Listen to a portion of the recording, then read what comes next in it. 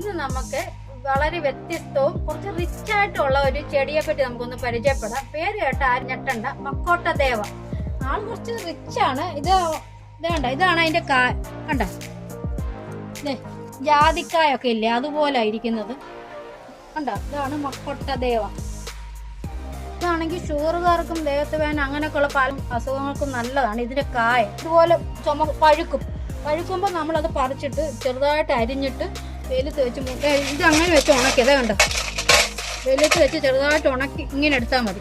ഇത് ഒരു ഗ്ലാസ്സിന് ഇതിൽ ഉണങ്ങിയത് ഒരെണ്ണം എന്ന കണക്കാണ്. അപ്പോൾ 4 ഗ്ലാസ്സാണ് കുടിക്കേണ്ടത്. അപ്പോൾ 4 എണ്ണം ഇട്ട് നമ്മളാണെങ്കിൽ വെള്ളം തിളപ്പിച്ച് 4 ഗ്ലാസ് വെള്ളം ഇട്ട് തിളപ്പിച്ചിട്ട് രാവിലെ ആണെങ്കിൽ വെറും വയറ്റ് 1 ഗ്ലാസ് കുടിച്ചിട്ട് മറ്റേ 3 ഗ്ലാസ് നമുക്ക് എപ്പം വേണമെങ്കിലും കുടിക്കാം.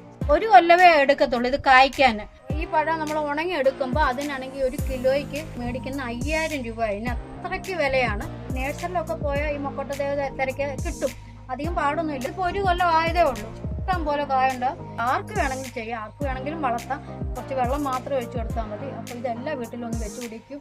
നമുക്ക് എല്ലാവർക്കും അത് പ്രയോജനപ്പെടും. അപ്പോൾ എല്ലാവർക്കും ടാറ്റാ, ബൈ ബൈ.